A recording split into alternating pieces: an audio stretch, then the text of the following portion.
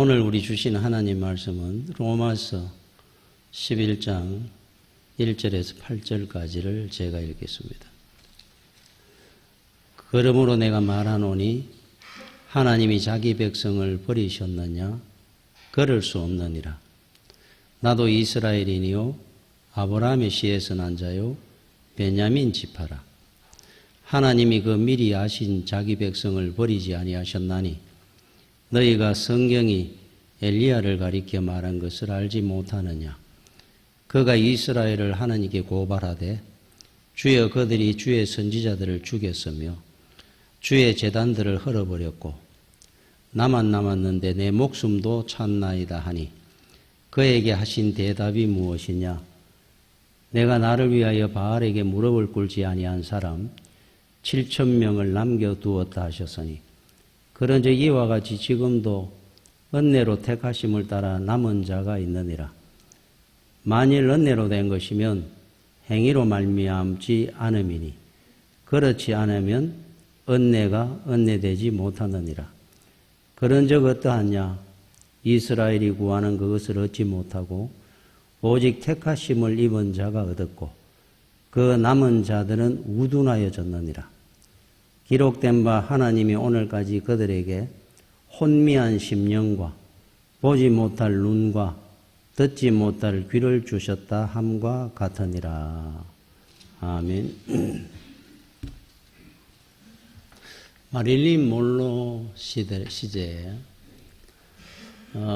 마릴린 몰로만큼이나 유명했던 미국에서 배우가 있었다고 합니다. 콜린 에반스라고. 인기가 절정이었고 미모의 그 여배우가 어느 날 기자회견을 합니다. 은퇴를 한다는 겁니다. 한창 인기 절정인 그 여배우가 은퇴를 한다 그러니까 뭐 쇼킹한 뉴스죠. 그래서 왜 그러느냐 그러니까 사랑하는 사람이 생겼다는 겁니다. 사랑하는 분이 생겼다는 거예요. 그때 기자한 사람이 그렇게 이야기를 합니다. 당신이 선택한 그 행운아는 누구냐? 그때 콜린 에반스가 이분은 내가 선택한 것이 아니라 그분이 나를 선택하신 겁니다. 그분은 바로 예수 그리스도입니다. 그랬어요. 그 선택받은 자로서 바르게 살기 위해서 나는 영화계를 떠나겠습니다. 그는 나중에 아프리카 선교사를 가는 분과 결혼을 해가지고 아프리카 선교사에게 일생을 바칩니다. 자, 우리 존재의식입니다. 나라는 이 존재의식을 우리는 분명히 알고 살아야 됩니다. 내 인생, 내 운명, 이거 누가 결정하느냐. 이건 어느 한순간에 내가 내가 결정하는 것으로 할 수 있다라고 우리는 생각을 할지 몰라도 나의 운명과 내 인생은 나를 선택하는 분이 결정하는 겁니다. 바로 하나님입니다. 내가 나를 알지 못할 때, 우리 어린아이들 자기 자신이 누군지 모를 때, 아니 그 이전에 어머니의 태 속으로부터 태어나기 전에, 창세 전에 하나님은 나를 선택하시고 내 운명을 결정하셨다는 겁니다. 그 이제 대표적인 애가 이스라엘 백성들입니다. 그들은 하나님의 거룩한 백성이라 그래서 하나님이 선택한 백성입니다. 어떻게 보면 이해할 수 없는 것은 그 사람들은 하나님을 전혀 몰랐습니다. 출애굽할 때도. 모세도 몰랐으니까. 아브라함도 하나님에 대해서 잘 몰랐으니까. 그러면서 하나님을 알아가면서 우리 믿음의 조상이 아브라함이 되었고 모세도 하나님께서 그를 부르실 때 하나님은 도대체 어떤 분입니까? 물었으니까. 자, 이스라엘 백성들은 애굽에서 430년간 노예 생활했습니다. 그들의 민족성, 문화, 종교, 어디 있었겠습니까? 바알을 섬겼고, 애굽의 그 우상. 우리는 일제 36년을 지났는데, 근데도 많은 걸 잃었지 않습니까? 말이고, 거리고, 문화고, 만약에 360년을 일제 지배하에 있었다면 어떻게 됐겠습니까? 430년을 있은 겁니다. 그들을 모세가 불러내는 겁니다. 하나님의 부름을 받고. 불러내가지고 전혀 하나님이 어떤 분인가도 모르는데 홍해를 가르시고, 만나와 메추라기를 먹이시고, 광야에서 불기둥, 구름기둥으로 그를 인도해 가시고, 심지어 최고의 사랑인 예수 그리스도가 우리를 위하여 처참하게 십자가에 죽으시면서까지 우리를 구원하셨다는 사실입니다. 나는 전혀 모르는데. 그러니까 우리는 하나님 앞에 자랑할 것이 없다 그럽니다. 내 행위로, 나의 의로움으로 구원받았다면은 나도 할 말이 조금 있는데, 전혀 나는 의식도 없을 때 이미 하나님이 선택하시고 구원해 주셨다는 것이니까. 여러분들은 특별한 존재들입니다. 특별한 존재이면서도 또 이런 존재의식을 확실히 갖고 살아야 됩니다. 나의 모든 인생에 가는 길 하나님이 결정하신다는 사실을. 1절을 이렇게 시작합니다. 그러므로 내가 말하노니 하나님이 자기 백성을 버리셨느냐? 이렇게 질문을 해요. 왜 이런 질문을 하느냐 하면은 이스라엘 백성들이 얼마나 애를 많이 먹었습니까? 배신하고 원망하고 불평하고 하나님을 시험하고. 인간이라면은 10번 20번도 더 버렸을 것이라는 겁니다. 그런데도 불구하고 하나님은 이스라엘 백성들을 버리지 아니하셨다 그럽니다. 그러면서 하시는 말씀이 그럴 수 없느니라.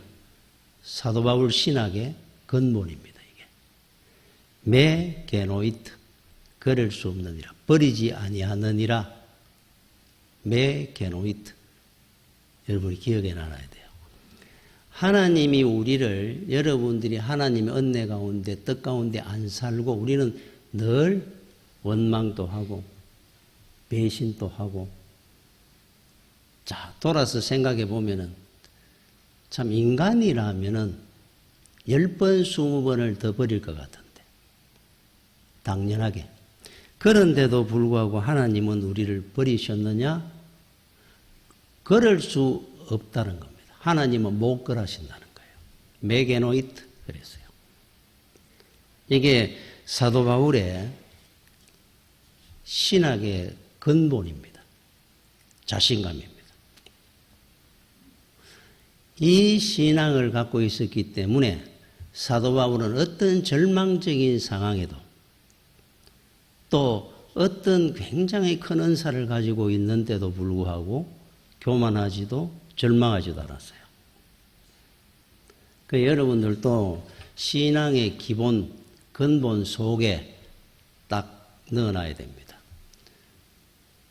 하나님이 인간 같으면 나를 10번, 20번 더 버리셨을 건데 하나님이니까 그럴 수 없느니라. 메게노이트. 그것이 우리의 위로요, 힘이요, 자랑입니다. 이거는 사도 바울의 체험적인 확신입니다. 바울이 체험을 했거든요. 왜 그러냐면은 사도 바울은 하나님을 대적하며 살았던 사람입니다. 많은 공부도 했고 그러나 유대교에 참 중심적인 일을 했던 사람이고 예수 그리스도를 인정하지 않았죠. 이단아라 생각했습니다. 심지어 우리가 잘 아는 스데반 최초의 순교자 초대교회 돌에 맞아 죽었습니다. 신성모독죄. 그 당시 신성모독죄는 돌로 때려서 죽입니다. 스데반이 예수를 전가하다가 신성모독죄로 돌에 맞아 죽을 때 그 앞에 정인으로 서가지고 저 사람이 그 말하는 걸 들었습니다. 고발했는 사람이 사도 바울입니다. 성경에는 그 이름이 안 나옵니다. 굉장히 충격적인 일이죠. 그 사람의 옷을 벗겨가 땅에 놓고 그 옷 앞에 서가지고 있는 자가 정인입니다. 바울이 거기 서가지고 그를 고발했어요. 신성모독죄로 스데반은 돌에 맞아 죽는데 그때 아마 우리는 추정컨대 사도 바울은 굉장히 충격적인 일을 경험했을 거라 생각합니다. 하나님을 작게나마 만났을 거라고 생각하는 이유가 하나 있어요. 그의 죽음을 봤거든요. 돌에 맞아 죽는 고통이 엄청났을 건데 그의 얼굴을 보는 때가 천사의 얼굴 같았더라. 아, 뭔가 있구나. 사람이 죽음 앞에서는 본색이 드러나는데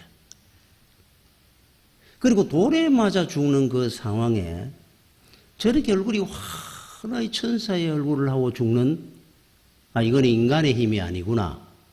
아마 바울은 굉장히 충격을 받았을 거라고 추정을 합니다.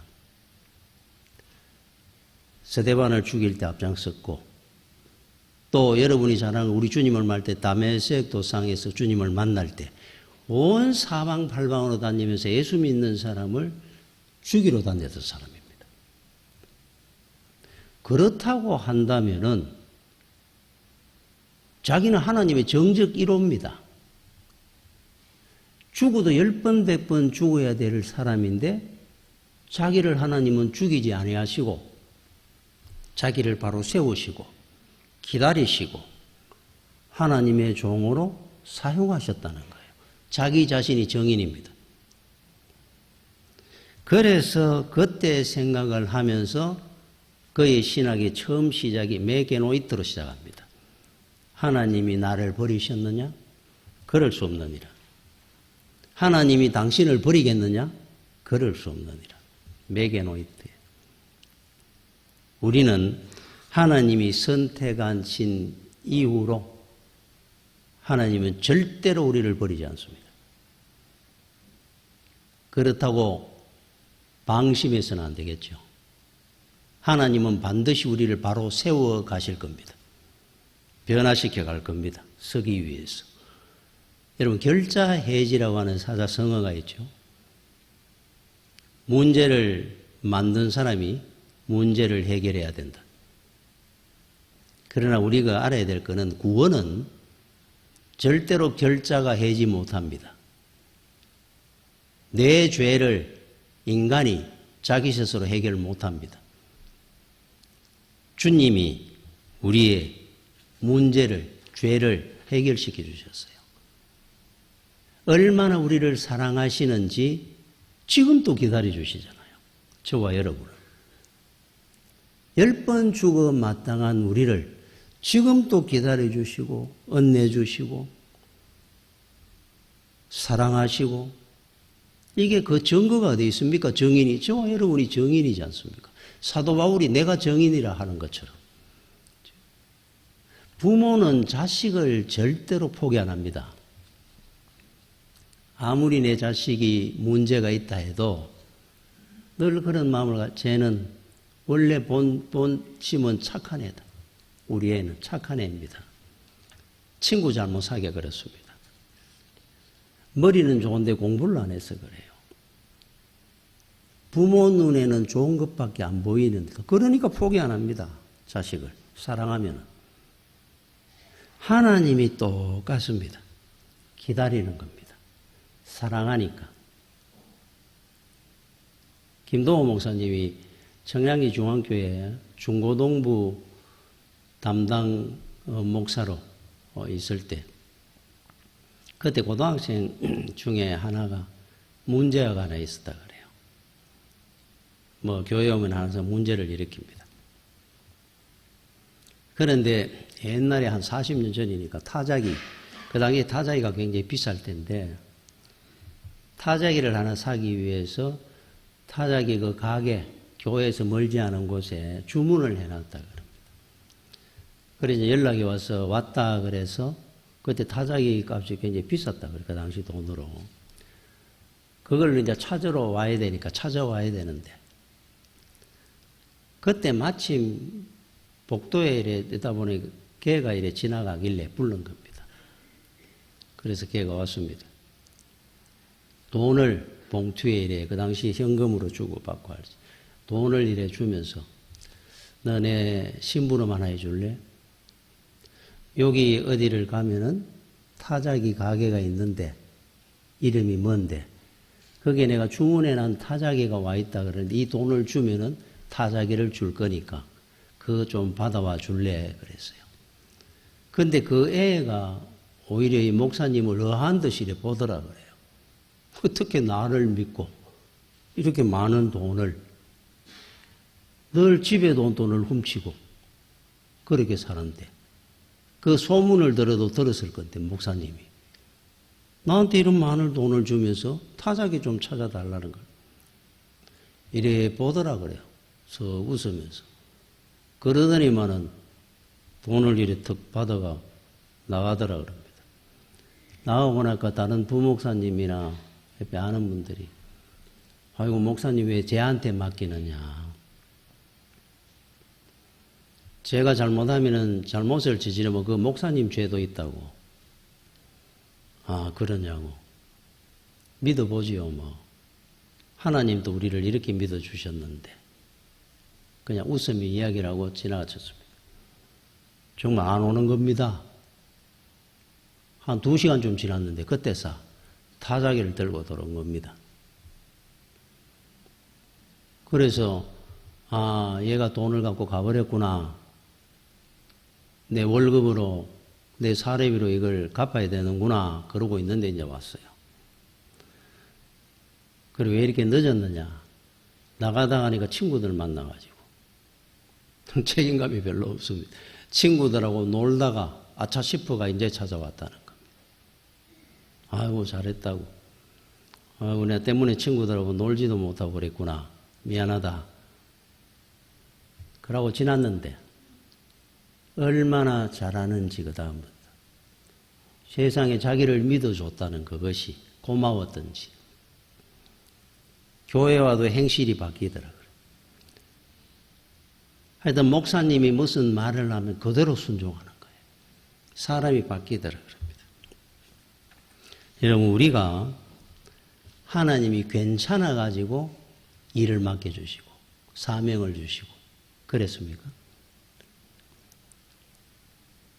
참 미련하고 우둔하고 그런데도 불구하고 하나님은 이런저런 걸 따지지 아니하시고 믿어주시고 맡겨주시고 그러면서 우리는 감동하고 조금씩 변화되고 하나님은 또 기다려주시고 오늘까지 온 겁니다.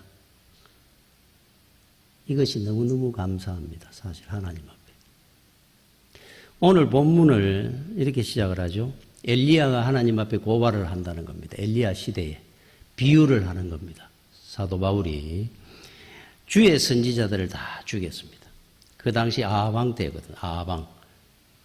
왕비가 이세벨이라고 하는 유명한 왕비입니다. 진짜 선지자들 다 죽입니다.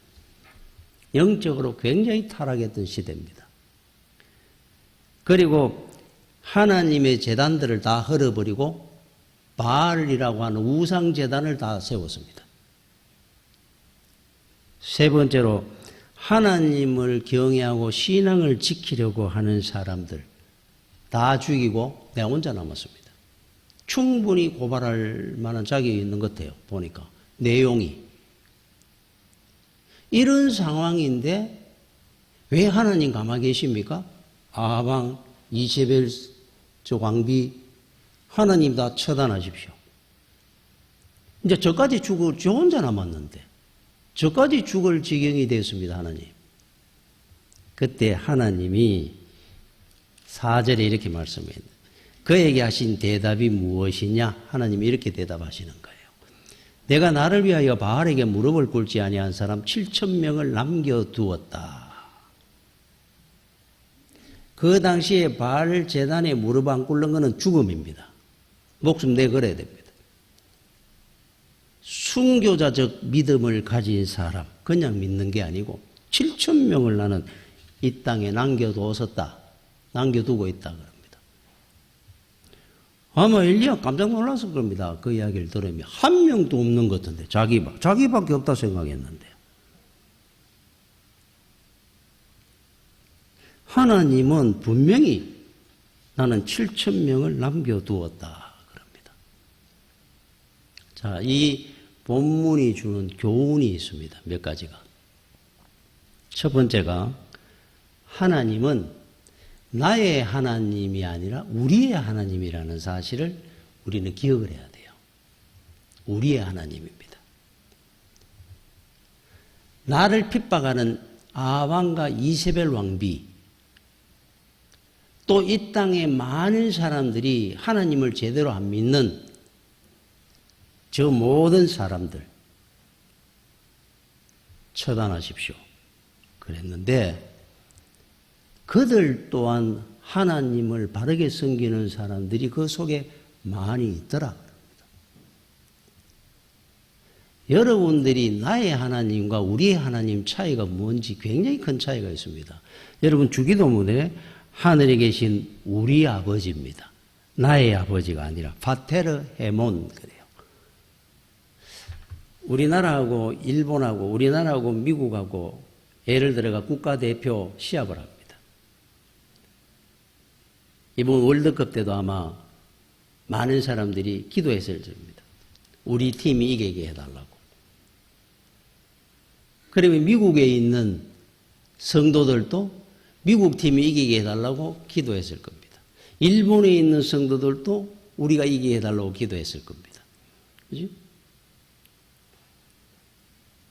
나의 하나님 같으면은 내 기도를 들으셔야죠. 하나님은. 미국, 일본 저 사람들의 기도를 듣는 게 아니고 우리 하나님이기 때문에 모든 성도의 기도를 함께 다 들으십니다. 그러니까 어떤 사람을 우리가 미워한다고 해서 저 사람을 징계해 주십시오 하는 기도를 하면 안 되는 이유입니다. 하나님은 나의 하나님이기 전에 우리 하나님이기 때문에, 그분의 하나님이기도 하기 때문에 그렇습니다. 이게 굉장히 중요한 거죠. 어떨 때 화가 나면은 기도를 합니다. 저 사람을 하나님이 징벌해 달라고. 그 기도를 못 한다는 겁니다. 원래는 우리 하나님이기 때문에 그래요. 그 로마서 12장 10장 12절에 유대인이나 헬라인이나 차별이 없음이라 한 분이신 주께서 모든 사람이 주가 되사 그를 부르는 모든 사람에게 부요하시도다. 우리나라 사람이나 일본 사람이나 미국 사람이나 모든 하나님을 믿는 성도들의 하나님이시다 그랬잖아요. 여러분 꼭 기억하십시오. 하나님은 하늘에 계신 우리 아버지입니다. 나의 아버지가 아니라. 그거를 우리가 인정한다면은 함부로 징벌을 못합니다. 용서와 화해가 그래서 나오는 근본입니다. 그게. 두 번째, 사람의 중심, 믿음을 보는 눈을 우리는 가져야 됩니다. 인간의 눈으로는 사람의 속 영적 부분을 보기가 어렵습니다. 우리 육의 눈으로 보면은. 그렇더라도 외모를 보고 사람을 판단해서는 또한 안 됩니다. 이거 굉장히 중요한 거죠. 사람을 어떻게 외모로 보면서 저 사람은 신앙이 있다 없다를 판단을 한다든지, 외모를 보고 그 어떤 사람을 차별을 한다든지. 엘리야가 바알에게 무릎 꿇지 아니한 사람 7,000명이 있다고 하나님 앞에 들었을 때 엘리야는 충격이 컸을 겁니다. 자기 주변을 봤거든요. 이스라엘이라는 나라는 작습니다. 7,000명이 엘리야 같은 믿음 가진 사람이 있었다 그러면 어디서 한두 명 만나도 만났을 거예요. 그렇지 않습니까? 어떻게 엘리야 눈에는 그런데 한 명도 못 봤을까요? 자기 하나 남았다 그랬잖아요. 근데 하나님은 7,000명 더 있다 그랬거든. 바알에게 무릎 꿇지 그냥 예수 믿는 게 아니고 목숨 내놓고 예수 믿는 사람 이런 뜻입니다. 이해가 안 됩니다. 여러분 영적 교만입니다. 이게 사람이 교만해지면 자기밖에 못 봅니다. 남은 전부 아래로 보입니다. 잘못된 것으로 봐요. 자기한테 문제가 있는 것을 다른 사람의 문제로 생각을 합니다. 엘리야의 영적 교만을 지금 지적하는 겁니다. 제가 한번 이야기했던 기억이 나는데 제가 아는 분 중에 저보다 한 10몇 년 정도 위에 되신 연배가 되시는 분이 계셨는데 인품이 굉장히 참 좋으신 분이 있었어요.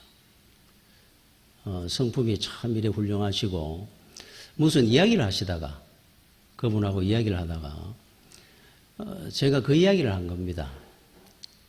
참 이래 인품이 좋으시고 훌륭하시다고 늘 이래 웃고 마음이 넓으시고 말이나 이래 표현하는 것도 참 우리 소위 말하는 양반입니다.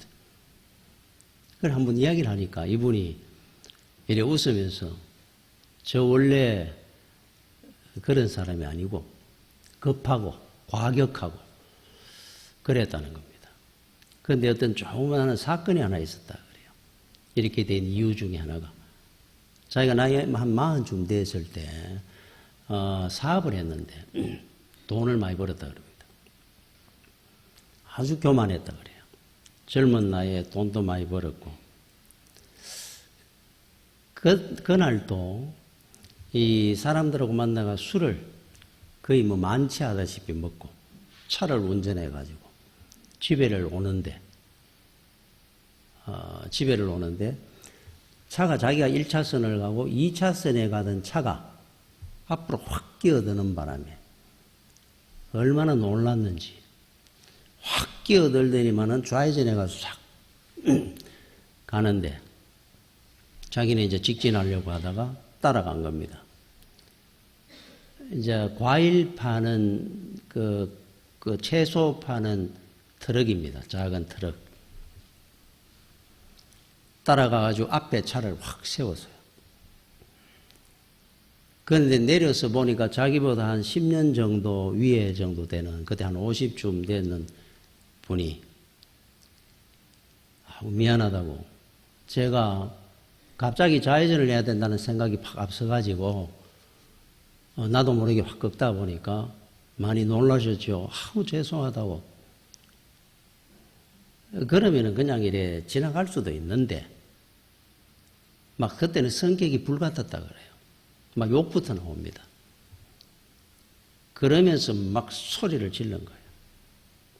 이분은 계속 굽신거리고 그런데 마침 그때 경찰 순찰차가 슝 지나가다 본 겁니다.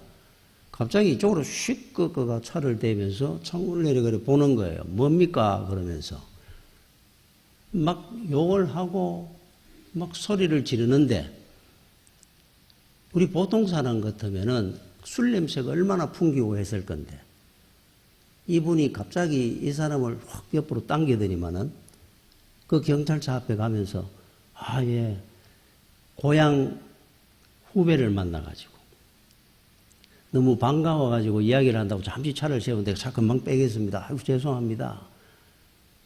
그러니까 경찰이 내리려고 그러다가 이래 듣더니만은 차 빨리 빼세요. 그러고 가더라는 거예요. 그때 얼마나 부끄러운지 미안하고 가만히 있으니까 술도 많이 드신 것 같은데 제가 잘못했습니다. 죄송합니다. 앞으로 저도 조심하겠습니다. 그러면서 조심히 들어가시라고 가시라고 막 그러더라는 거예요. 고개를 푹 숙이고 차를 타고 집에를 왔다 그래요. 그날 이후로 내가 인간이 아니구나. 내가 이렇게 교만하구나. 그분을 생각할 때마다 너무너무 고맙고 미안하고 그때 이후로 남한테 말 함부로 하는 것을 고치기 시작했다. 조심하고 살았다 그래요. 여러분, 교만하면은 다른 사람이 안 보입니다. 엘리야의 영적 교만을 이야기하는 거예요. 세상에 그 좁은 당덩거리에 어떻게 한두 명 못 받겠습니까? 자기 외에는 안 보였으니까 그런 거예요. 이제 내 혼자 남았습니다. 우리가 조심하고 살아야 될 부분입니다. 남을 나보다 낫게 여기고 살아야 돼요. 여러분 7절에 이렇게 말씀을 합니다. 그런 적 어떠하냐? 이스라엘이 구하는 그것을 얻지 못하고 오직 택하심을 입은 자가 얻었고 그 남은 자들은 우둔하여졌느니라. 우둔하여졌느니라. 이게 우둔해졌다. 남은 자들, 구원받지 못한 자들. 5절에 남은 자는 구원받은 자들을 표현했어요. 7절에 남은 자들이라고 하는 것은 구원받지 못한 자를 이야기합니다. 구원을 못 받으면은 성령의 은혜가 없으면은 문제가 뭐냐 하면 양심이 가책이 없어집니다. 내가 잘못을 해도 잘못한 것을 못 느낍니다. 굳은 살이 박히면은. 이건 안 믿는 사람들을 두고 불신자를 두고 하는 말이지만은 우리도 또한 은혜 안에 안 살면 그와 같은 인간이 똑같은 인간이 된다는 뜻이에요. 여러분 과거에 그 SBS 그것이 알고 싶다에 도굴꾼 이야기가 나왔습니다. 우리나라 도굴꾼하고 일본 도굴꾼 차이가 어떤 거냐 하니까 우리나라의 도굴꾼들은 옛날 그 고분 묘를 파고 들어갈 때 옆 벽을 뚫는다 그럽니다. 파고 들어가서 벽을 크게 뚫는다 그래요. 뚫고 들어가서 훔쳐내 옵니다. 일본 도굴꾼은 벽을 안 뚫고 위에 천장을 뚫는답니다. 어떤 차이가 정확하게 있는지는 몰라도 천장을 뚫고 내려가는데 아주 작은 구멍을 뚫고 들어간다 그래요. 표를 전혀 안 낸다 그럽니다. 뚫고 나면은 딱 메꿔가지고 정확하게 만들어 놓고 나간다 그래요.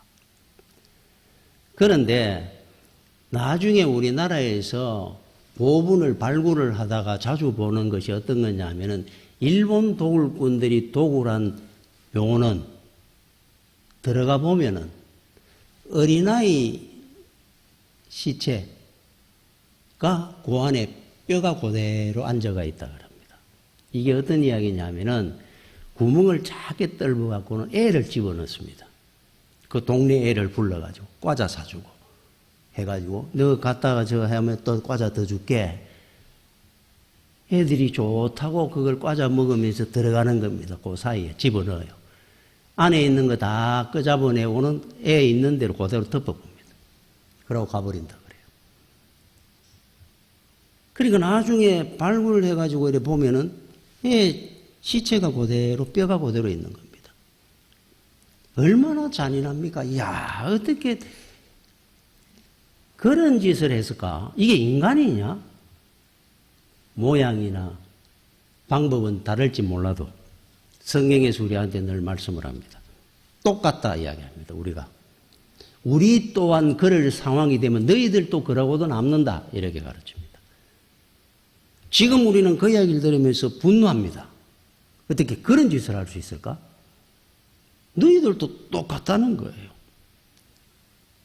방법이나 모양이나 정도의 차이가 조금 있을지 몰라도 성령의 은총이 임하지 않은 모든 인생은 똑같다 그럽니다. 은혜가 임하니까 우리가 이렇게 양심의 가책이라도 느끼고 뭔가 잘못하면 밤에 잠이라도 좀 안 오고 이게 은혜 안에 산다는 증거 중에 하나입니다. 그래도 여러분 8절에도 나옵니다. 기록된 바 하나님이 오늘까지 그들에게 혼미한 심령. 저는 어제 뉴스를 보다 깜짝 놀랐는 것이 마약에 취해가지고 어떤 아가씨가 도로변에 누워 있습니다. 차가 지나가면서 이 아가씨를 못 보고 다리를 지나갔어요. 다리 다 부러졌을 거 아닙니까? 근데 그 통증을 모르는 겁니다. 이렇게 세우니까 뭐 횡설수설하면서 얼마나 아플 건데. 여러분 혼미한 심령 하는 게 마취 상태하는 뜻입니다. 마약에 취해 있는 상태와 똑같은 이야기를 하는 거예요. 그런데 이 사람들이 무슨 선한 일을 하겠습니까? 마약에 취해가 사는 사람 인생들인데. 그러니까 이거 불가능한 겁니다. 은혜 아니면은. 불나방이 불을 보고 뛰어듭니다. 타 죽습니다. 그런데 왜 뛰어들까요? 화려한 불만 보는 겁니다. 불의 성격, 불의 내용, 불 안으로 들어가면 타 죽는 이런 거를 못 보는 거예요. 세상을 보고 재물을 보고 우리가 세상에 살 때 그렇게 살면은 그것만 보는 겁니다. 그때 함께 하나님이 같이 보여야 되는데 그게 안 보이는 겁니다. 혼미한 심령, 우둔해지고 나면은. 성령의 은혜 안에 산다는 게 어떤 거냐 하면은 어떤 것을 보면은 하나님이 동시에 보여지는 겁니다. 아, 내가 이 길을 가면 안 되는구나. 어느 전도사님이 하도 어려워가 친구한테 찾아가가지고 책을 팔러 가죠. 그때 뭐 주석집 이런 걸 많이 팔고 했으니까. 갔는데 그 친구가 잠깐 볼 일 있다고 잠깐 나갔다 올게 걸어간 사이에 책상 위에 돈이 그 당시에 400만 원 현금이 돼 있었어요. 그 신학생이 그 돈을 훔쳐가 나오다가 붙들렸습니다. 절도죄로 구속이 됐습니다. 어떻게 신학생이 그럴 수 있느냐 그러니까 그때 돈밖에 안 보였습니다. 돈밖에 안 보이면 안 되는 겁니다. 하나님이 그 당시에 함께 보이는 겁니다. 이게 은혜입니다. 은혜.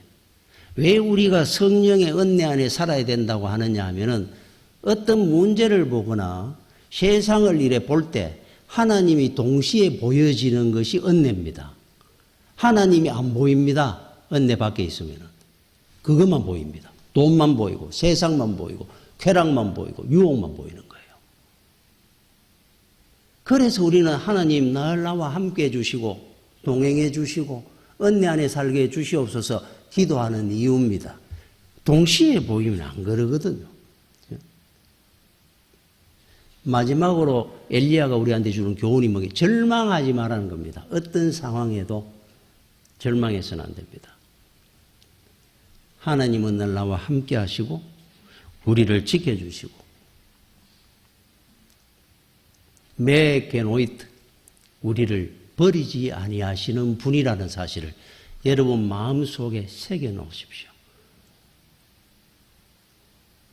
우리는 세상 가운데 늘 흔들리지만 아직도 믿음이 약해서 그러나 우리가 결국은 승리하는 이유는 하나님은 결국 우리를 버리지 아니하시고 우리를 하나님의 자녀로 지켜주실 것임을 우리는 믿기 때문입니다. 하나님은 내 안에 승리하는 여러분들이 되시기를 축원합니다. 기도하겠습니다.